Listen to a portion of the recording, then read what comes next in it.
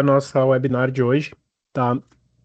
Qual que é a nossa ideia aqui é dar um overview do que é a política de segurança da informação e quais são alguns pontos que devem ser observados na hora de montar e criar uma política, né? Tá? Então, na parte de consultoria, então a gente faz essa política e toda a política ela é baseada numa norma, né?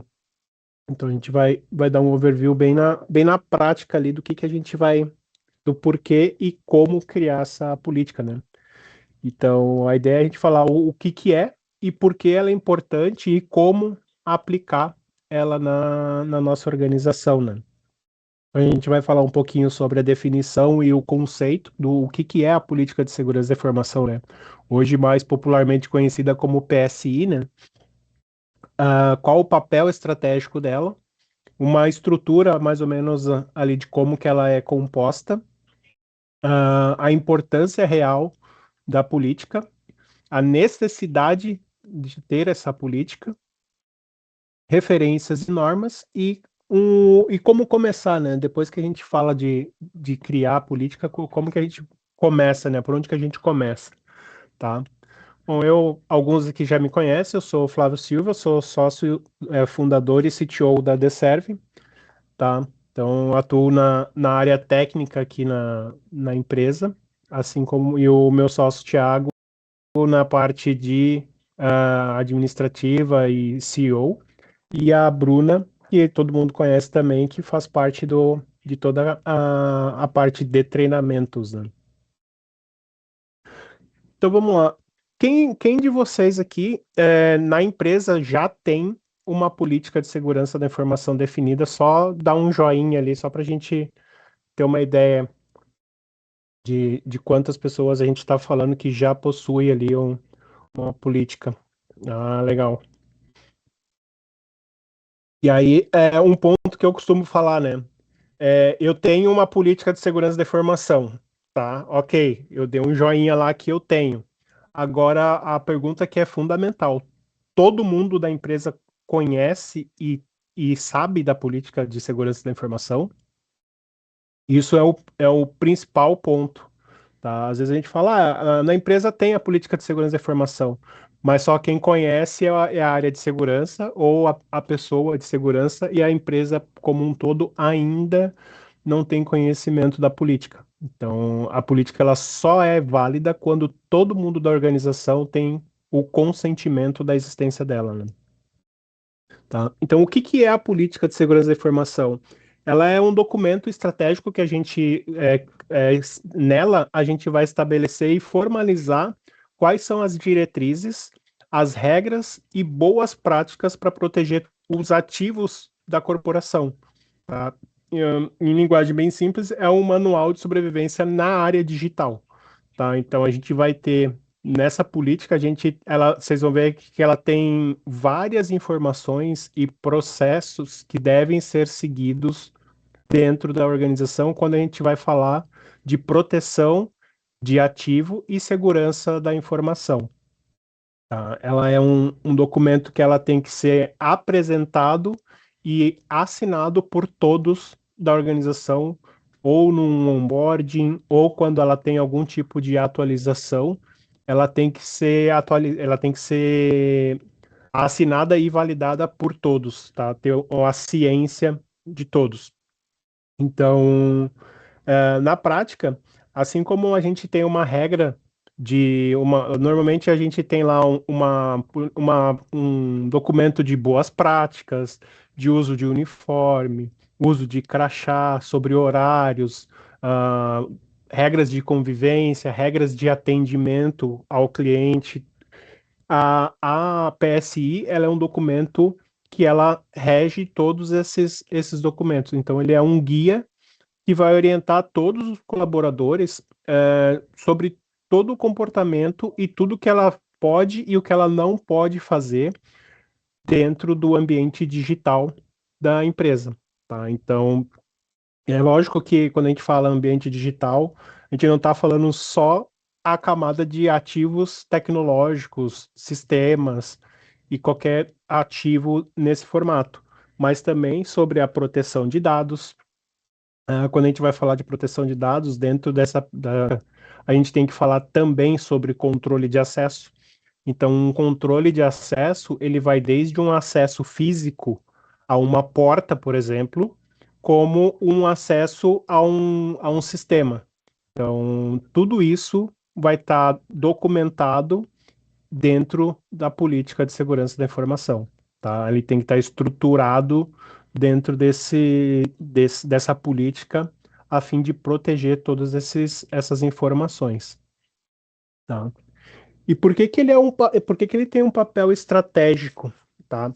Porque a política de segurança, não é só um documento burocrático, tá? Hoje, ela é uma ferramenta estratégica, ela é assinada e tem que ter o apoio é fundamental na criação da política, ter todo o envolvimento da alta direção da empresa, tá? Porque é aquele negócio que a gente normalmente costuma dizer que é um negócio top-down, né? Mas é o quê? Tem que ter o comprometimento da alta direção. Porque se não tiver o comprometimento da alta direção, ela acaba não fazendo sentido porque torna-se difícil a aplicação.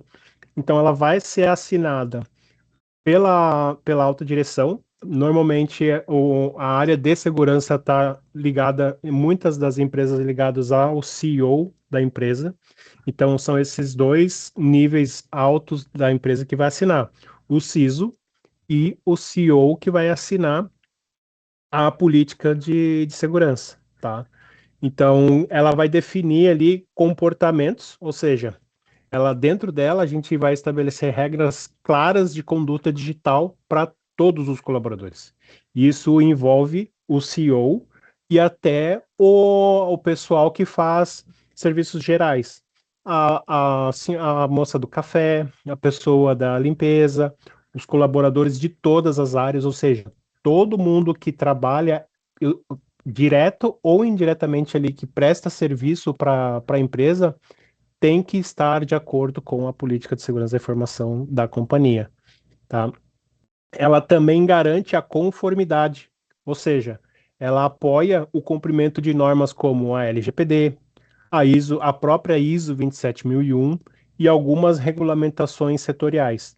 Então, a gente tem, por exemplo, clientes que são auditados frequentemente, tá? Então, tanto ele vai fazer, sei lá, vai fechar um contrato com um banco, vai fechar um contrato com uma empresa de porte internacional.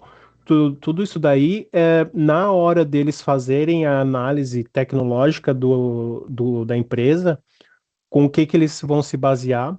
Com a política de segurança da informação. Então, eles vão fazer a auditoria em cima de ISO 27001, em cima dos controles da ISO 27001, e o primeiro controle da ISO 27001 é a existência da política de segurança da informação. Então, por isso que é extremamente importante ter isso definido, porque isso pode ser um problema ali numa possível auditoria, né? Ele protege a empresa, ou seja, ele minimiza os riscos de falha humana e ataque cibernético. Ela vai evitar isso daí? Não, mas ela vai diminuir, porque ali tu vai ter diretrizes que vai reger como que você vai proteger esse ativo, também quanto a mau uso e até mesmo contra vulnerabilidades no teu ambiente, tá? Ela unifica a cultura, ou seja, cria uma mentalidade coletiva de segurança para toda a companhia. Então, todo mundo vai ter que estar seguindo aquela regra ali. Então, independente do cargo, do setor, da área que a pessoa está envolvida, a política ela é única para a empresa inteira, tá? Então, todo mundo vai seguir aquele mesmo padrão quando se fala em segurança, tá? A gente tem um exemplo de um phishing, né? Que normalmente, dentro da política, o que que a gente vai fazer? Ela vai ser segmentada. Então, a gente vai ter a política como de segurança, a PSI propriamente dita, ela é um documento global dentro da empresa, que ela, entre aspas, ela é genérica, tá? Mas ela é um guarda-chuva. Por que ela é um guarda-chuva? Porque abaixo dela a gente vai criar diversas outras políticas, sendo ela uma política de uso de e-mail, de uso de internet, de home office, política de controle de acesso, política de criptografia, desenvolvimento seguro, várias outras políticas vão ser anexa a essa política de segurança, né? Então, sem uma regra muito clara de verificação, por exemplo, de e-mails, cada colaborador pode reagir por conta própria. Então, aumentando assim drasticamente o risco de comprometimento do ambiente. Então, se a gente não tem uma definição lá de como que deve ser analisado, avaliado cada tipo de ação que o colaborador vai fazer, a gente fica num mar ali onde cada um vai fazer de um jeito. Então, a PSI ela vai definir e orientar a todos sobre como identificar, por exemplo, e reportar um ataque de algum tipo. Então, eu posso ter caído num phishing e o que que eu vou fazer? Putz, eu caí num phishing, putz, mas isso aqui eu não deveria ter feito e eu vou ficar quietinho na minha lá. Não. A política de segurança da informação ela vai te nortear, vai falar assim, não, ó, em caso de um incidente, você agiu de uma forma inconsciente e sem a intenção de causar aquele problema, o- tu vai ter que acionar alguém para que esse problema não espalhe para toda a companhia, né? Então, na política também a gente define qual que é o meio, quais são os canais para notificar qualquer tipo de incidente, né? E quando a gente vai falar de estrutura de uma PSI, ela tem que ser eficaz, ou seja, ela tem que possuir componentes bem definidos que trabalham em conjunto para proteger a organização, né? Então, ela começa tendo um objetivo, tá? Então, a gente vai desenhar e vai falar, tá, qual que é o objetivo dessa política?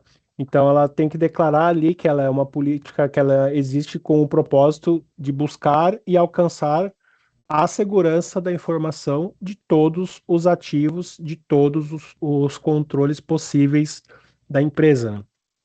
E hoje em dia, quando a gente fala muito em ativo, em ativo, em ativo. Hoje, qual que é o maior ativo para todas as organizações? Quando a gente vai falar de segurança da informação, qual que é o maior ativo na empresa de vocês? O que que vocês vê hoje como o maior ativo?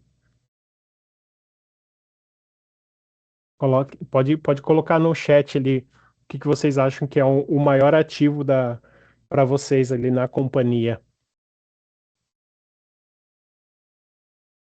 A gente tem ativos que a gente fala que é material. Hoje em dia tem muita informação, né? Então o pessoal está colocando que é informação, dados. Exatamente. Hoje a gente, por menor que seja a companhia, a gente trata dados de pessoas, dados de qualquer tipo de dado. Então, mesmo que eu fale assim, cara, eu só trabalho com infraestrutura, beleza. Tu tá manipulando dados de pessoas que estão dentro daquela infraestrutura que tu tá mexendo. Então, tu está trabalhando com dados. Então, tu tá prestando um serviço para alguém e tu tá manipulando os dados daquela pessoa, mesmo que só apenas fisicamente. Então, se você, por exemplo, a pessoa trabalha dentro de um data center e ela só faz movimentação de servidor de um lado para o outro, tá? E ela foi lá, ela nem sabe o que que tem dentro daquele servidor, mas pode ser um servidor, por exemplo, de uma unidade médica, tá? E o cara de repente deixa cair esse servidor e dá algum problema nesse disco. O que que aconteceu? Houve um incidente de segurança ali, porque ele pode ter perdido dados que ele não sabe de quem, mas ele pode ter perdido os dados de algum cliente ali. Então, a todo momento a gente está mexendo e manipulando dados, né? A gente tem que definir um escopo, tá? Então, a quem se destina essa política? Ou seja, a política de segurança de informação, como eu falei antes ali, ela tem que envolver todos os colaboradores, terceiro, parceiros e qualquer ambiente que abranja aquela política, tá? Então, mas eu sou só um prestador de serviço ali na empresa eu vou 2, 3 vezes por semana, não tem problema. Tu tem que seguir o que está dentro da política de segurança da informação da empresa. Tá? Princípios fundamentais, ou seja, ela vai estabelecer os pilares de segurança, confidencialidade, integridade e disponibilidade daquelas informações, ou seja, a tríade CID. Então, a gente tem que ter esses princípios fundamentais da segurança da informação descritas na política, tá? As diretrizes práticas, ou seja, as regras que a gente vai definir para o dia a dia. Então, eu vou precisar ter controle de acesso, eu vou precisar ter horário de funcionamento de recurso A, B e C, eu vou precisar ter procedimento de desenvolvimento seguro, porque eu sou uma empresa de desenvolvimento. Eu vou precisar ter controle e procedimento sobre como utilizar, manipular e quem pode manipular dados A, B e C. Então, essas diretrizes práticas a gente vai colocar. Então, olha que a gente está falando de diretrizes e a gente não tá, a gente está falando do que a gente tem que ter e o que a gente tem que fazer. Mas a gente não está falando o como a gente vai fazer. Tá? Então a gente não está falando aqui que eu vou aplicar o controle A, B ou C, porque esse controle eu posso ter uma política específica para aquele controle. Por exemplo, para diretriz que vai falar sobre como manipular arquivo, ter acesso a ambiente A, B e C. Eu posso ter uma política de controle de acesso. Tá? Então eu vou lá na política de controle de acesso, aí lá eu vou falar como que eu vou acessar, quem pode acessar, os privilégios que essa pessoa pode ter, o mínimo privilégio possível, como que eu escalo esse privilégio, quem pode ter o privilégio escalonado e assim por diante, tá? E essa política, ela é diferente do procedimento operacional relacionado ao controle de acesso, porque o procedimento eu vou falar como que eu vou fazer, como que eu vou aplicar aquele controle. Tá, então eu vou falar, eu vou ter um AD, vai usar o Azure AD. Então, para criar o usuário, eu vou acesso o AIM de tal aplicação, faço isso, isso e isso. Então, esse é o procedimento. Estou falando como que eu vou criar aquele acesso, como que eu vou dar aquele privilégio. E a política de controle de acesso vai falar como que tem que ser, como que tem que ser, tá? Ainda dentro da estrutura, a gente tem os papéis e responsabilidades, onde ali a gente vai identificar quem é responsável por o quê. Então, eu sou responsável, eu sou o CISO, eu sou responsável por tal área, tal recurso relacionado à segurança. A área técnica que vai operacionar isso daí, ela é responsável por tal ações. A área financeira é responsável por tais ações. Então, ali você define papéis e responsabilidades de cada área da empresa. Então, e quais são o que que ela pode e o que que ela não pode fazer. Gestão de incidentes, tá? Então ali a gente vai ter que ter um procedimento, um processo para detectar, responder e recuperação de segurança, que nem eu comentei na 2 slides atrás, porque a gente aconteceu um incidente, tem que ter a forma de reportar esse incidente. Então a pessoa vai mandar um e-mail, vai mandar uma mensagem, vai ligar. E quando a gente fala de incidente, esse incidente, hoje em dia, a gente tem muitos ambientes híbridos e muito também ambientes onde a empresa trabalha 100% home office. Tá? Então, a gente tem casos de cliente que eles não têm escritório físico e a gente está falando de empresa aí com 200, 300 colaboradores que todo mundo está em casa. Tá? E quando a gente fala de home office e ambiente híbrido, qual que é um ativo físico que a pessoa leva para fazer o teu trabalho? Ela está trabalhando com um equipamento da empresa e 99,9% dos casos ela está usando um notebook, tá? Então, no caso de um furto, de um roubo deste equipamento, a gente está falando de um incidente de segurança. Então, ela tem que ter um meio de reportar esse incidente. E quando a gente fala do roubo ou furto de um equipamento como um notebook, a gente pode ter dois incidentes do mesmo incidente, ou seja, eu posso ter um incidente de segurança que é a pessoa foi lá e teve o equipamento furtado, tá? Mas eu tenho nele todos os controles que, em caso de um incidente como esse, eu não tenho vazamento de dados, porque a pessoa, eu tenho controles que vai fazer com que quem levou esse equipamento não tenha acesso, por exemplo, ao disco os dados que estão armazenados nesse disco. Então, se eu não tenho esse controle, eu, além de ter o incidente do roubo, posso ter um incidente de vazamento de dados. E aí acaba sendo mais complicado ainda. Então, no primeiro caso, a pessoa tem que reportar à empresa imediatamente. E num caso de vazamento, de possível vazamento de dados, tu ainda tem que notificar a agência reguladora sobre esse vazamento. Tá? Então a gente tem que esse canal ele tem que ser aberto e funcional o tempo todo. Também tem a parte de penalidades, ou seja, a gente vai definir quais são as penalidades, ou seja, quais as consequências para quem descumpre a política de segurança e seus anexos. Então, ela tem que estar definida e bem clara. E ela pode ir desde uma advertência verbal até um desligamento por justa causa, dependendo do grau de criticidade e vamos dizer, o grau do vazamento ou o grau da ação que ela infringiu, né?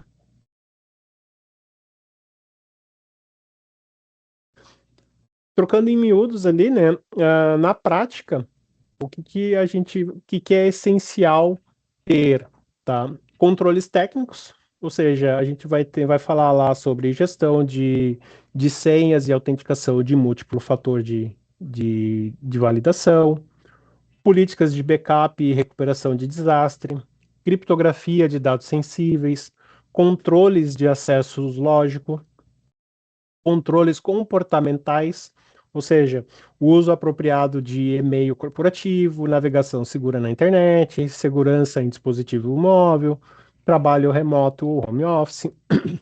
E a gente tem, quando a gente vai falar de controles comportamentais, um que é essencial é a conscientização em cada um deles. Porque não adianta a gente simplesmente vai lá, coloca o controle, para quanto a navegação segura, vou lá botar um proxy, bloqueio tudo e tá tudo certo. Não, mas é porque isso tá na nossa política que não pode acessar conteúdo A, B, C e D. Tá, tudo bem, mas por que que eu não faço um trabalho de conscientização onde eu vou falar, olha, por que que eu não posso acessar esse conteúdo? Por que que eu não posso fazer tal coisa dentro da empresa? Por que que eu tenho que analisar o e-mail na hora que eu recebo ele e é de um remetente que eu nunca recebi esse e-mail? Então, a gente faz um trabalho de conscientização para que fique claro e a pessoa entenda o porquê daquele negócio. Porque isso daí ela pode usar essa boa prática dentro da empresa, mas também pode levar essa boa prática para usar em casa. Então, quando a gente vai falar de um múltiplo fator de autenticação, isso é uma coisa que ela não precisa usar só na empresa. Ela pode usar na vida pessoal também. Por quê? Porque é os dados dela, como pessoa, que também está em jogo. Então, ela pode proteger os dados dela também. Tá? Então, isso normalmente, quando a gente vai falar, a gente faz workshop de apresentação de PSI, e eu falo muito isso, porque hoje em dia, se você tem um smartphone, por exemplo, tu vai acessar um banco, o banco, nenhum banco deixa você fazer o acesso sem que você cadastre um múltiplo fator de autenticação. Então, tem empresa que fala, não, mas a pessoa, ela é difícil para entender, vai ser muito burocrático fazer múltiplo. Não, ela já está acostumada. Então, ela já tem sistemas que ela vai acessar. O banco é um deles. Ela vai acessar, ele vai pedir um múltiplo fator de autenticação.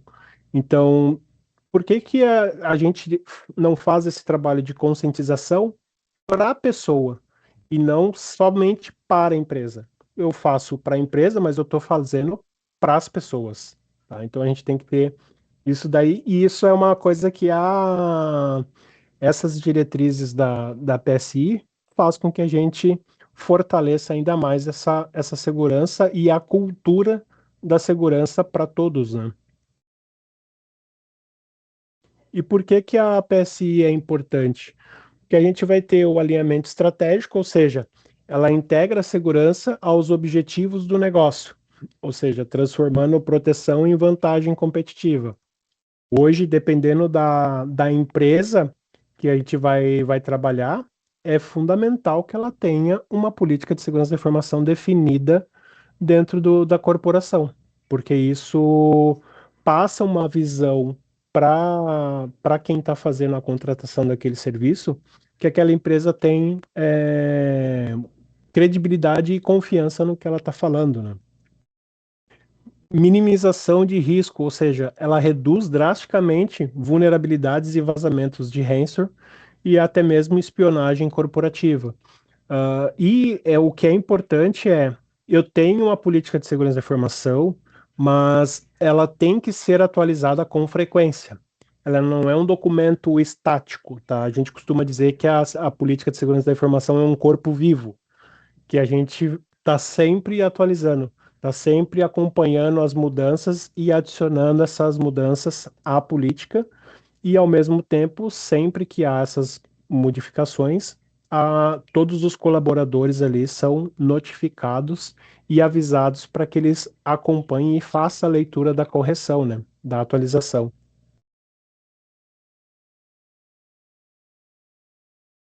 Ela também ela traz a conformidade legal, tá? Ou seja, ela garante a adequação, por exemplo, à LGPD e outras regulamentações, evitando multas milionárias, né? Então, isso, além da política de segurança da informação, a gente tem também a política de privacidade, que hoje a NPD já notificou centenas de, se não milhares, de empresas por não conter uma política de privacidade disponível no site, por exemplo. Então, isso são ações que têm que ser feitas para cumprir uma regulamentação, tá? A cultura organizacional, ou seja, que eu falei da conscientização, ela cria uma mentalidade proativa de segurança em todos os níveis da empresa, todos os níveis hierárquicos.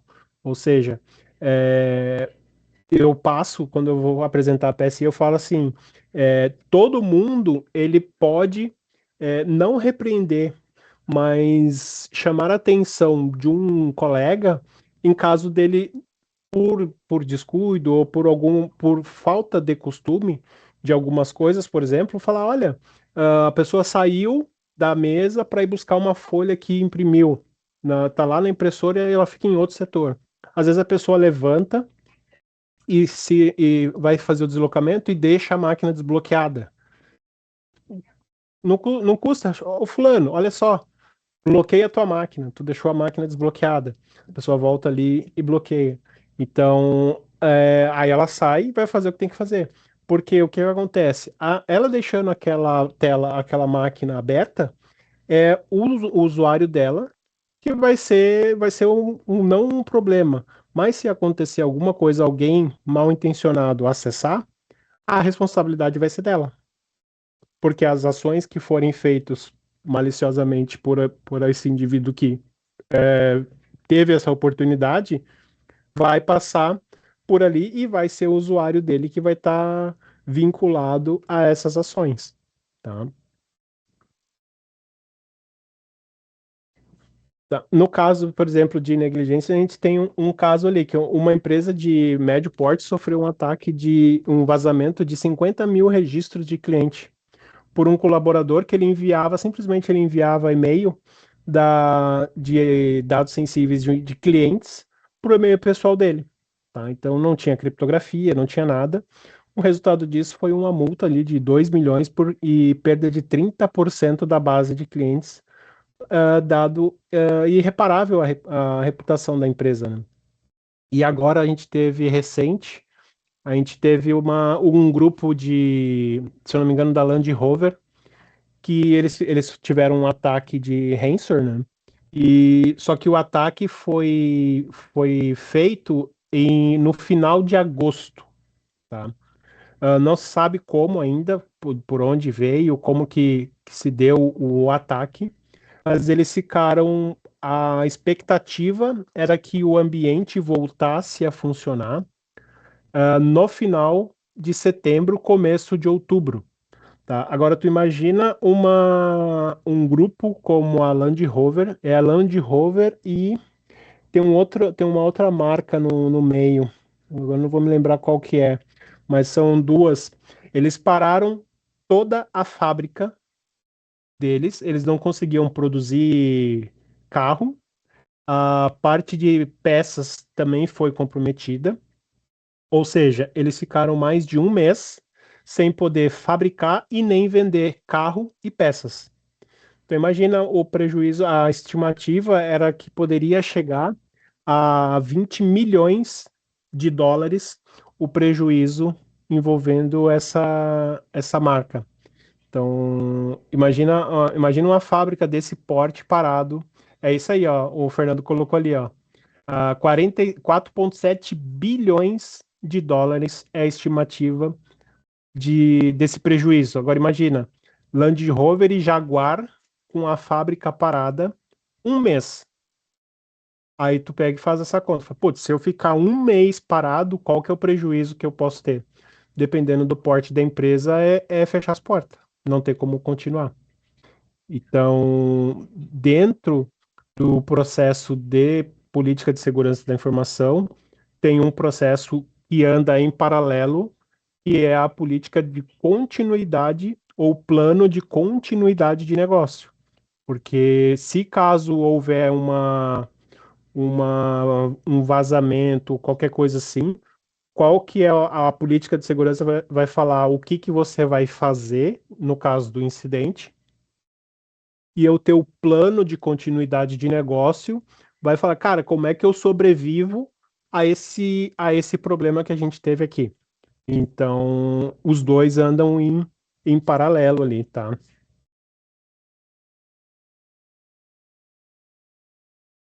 E por que a sua empresa precisa de uma PSI? Ou seja, sem PSI é um caos digital. Ou seja, cada um por si. Então, a gente comentou lá no começo, né? Então, sem diretriz centralizada, cada colaborador cria sua própria regra de segurança, gerando inconsistência, riscos exponenciais, ou seja, aumenta drasticamente a probabilidade de incidente de segurança e exposições à multa regulatória. A reputação em jogo, ou seja, é a imagem da empresa que está em jogo junto aos clientes, investidores e mercado. Então vai ficar extremamente vulnerável. É um dano que é permanente, né? Num incidente ali, esse dano é permanente, não tem como voltar atrás e dependendo do dano, considerar o fechamento da empresa, né? Exigência de mercado, ou seja, clientes corporativos e parceiros estratégicos demandam a comprovação de governança e prática segura. Então, hoje, qualquer empresa, se for fechar um contrato, por exemplo, para prestar um serviço para um banco, cara, certamente o banco vai pedir, no mínimo, que você tenha uma política de segurança da informação bem escrita e atualizada. Tá? Então, isso é regra.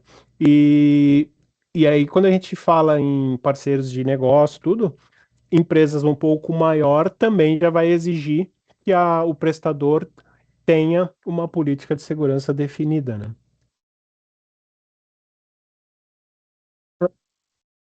Também tem o fator de auditoria, ou seja, processos de certificação como o da ISO 27001 é considerada padrão, porque o primeiro e o segundo item da ISO 27001 possui ah, política de segurança da informação criada, definida e publicada na empresa, e a outra possui um plano de continuidade de negócio. Então a gente tem que ter os dois andando em conjunto, né? E papéis e responsabilidades definidos. Também é um outro controle da ISO 27001. Então, sem ela, a empresa simplesmente não consegue essa certificação, perdendo até oportunidades de negócio ali quando a gente vai falar de empresas que requerem o selo da ISO, né? Aí uma pergunta que normalmente o pessoal pergunta, né? Tá, eu não quero ter o selo da ISO 27001. Não tem problema. A pessoa ela pode seguir as normas da ISO 27001 com o intuito dela estar adequada ao processo, porque é a ISO 27001 que vai reger tudo que a gente for falar relacionado à segurança da informação para ativos, ela que é o norte para que a gente faça isso. Então, eu não preciso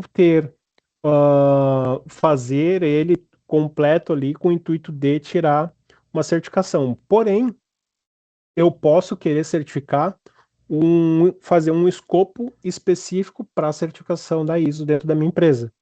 Por exemplo, eu sou uma empresa de desenvolvimento e eu quero pegar e falar assim, olha, eu quero fechar um escopo para mim certificar em ISO 27001 a minha área de desenvolvimento, porque o meu produto exige que eu tenha um selo de segurança da informação. Então, a gente fecha esse escopo e a gente faz voltado à área de desenvolvimento. Tá? Então, eu não vou olhar, a gente não vai olhar os controles lá do financeiro, do comercial, da parte de suporte, mas ele vai focar 100% no desenvolvimento e vai certificar o desenvolvimento. Tá? Quais são as referências e normas essenciais que uma PSI sólida não nasce do zero, né? Ela se baseia em frameworks internacionais reconhecidos e adapta-se à realidade específica de cada organização. Então, a gente tem a ISO 27001 e 27702, a LGPD e a GDPR, o NIST Cybersecurity, como outros ali para boas práticas, como o COBIT, ITIL, CIS e por aí vai. Tá? Então é fundamental que a PSI ela consiga equilibrar as boas práticas internacionais reconhecidas e adequar ao cenário da empresa, né? Então ela tem que ser, não adianta eu pegar todos os controles lá que eu tenho na ISO e tentar aplicar e criar uma norma para o meu setor, para minha empresa ali. Daqui a pouco eu vou olhar lá um controle que vai olhar na política, tá, mas a gente nem faz esse tipo de ação. Por que que a gente tem esse tipo de dado ou esse tipo de controle dentro da política se a gente nem trata esse tipo de recurso aqui, né? É o caso que a gente fala do desenvolvimento. Quando a gente vai fazer um gap ali, a gente tem controles lá da ISO, por exemplo, que vai falar se você tem área de desenvolvimento dentro da empresa. Ah, mas eu sou uma empresa de controladoria ou eu sou uma empresa que trabalha com a área fiscal das empresas. Então, eu não tenho uma área de desenvolvimento. Por que que eu vou botar na política de segurança da informação boas práticas de desenvolvimento? Não precisa, porque eu não faço desenvolvimento de software ou de qualquer outra coisa ali dentro. Então, eu vou colocar o que condiz com o meu trabalho fim, tá? E na hora de agir, tá, a PSI é fundamental para qualquer empresa? Sim, para qualquer empresa.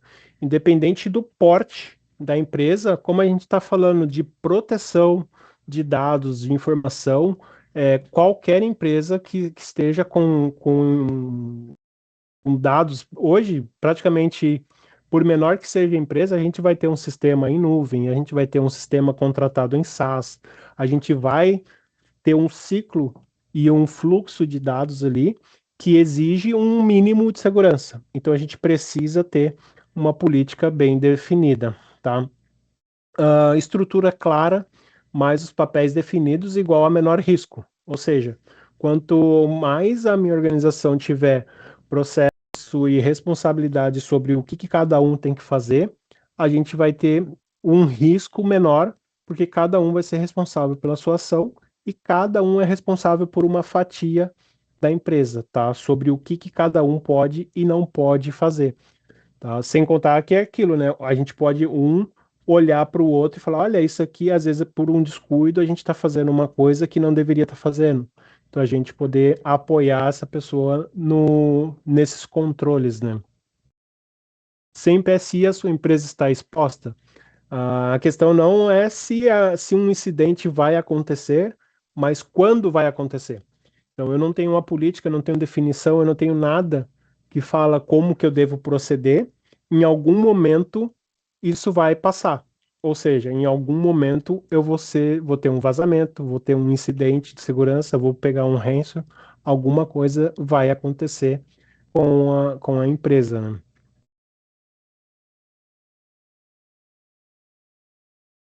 E agora que a gente já sabe um pouquinho ali como que a gente constrói a política, como é que é do que é composto esse bicho de sete cabeças, né?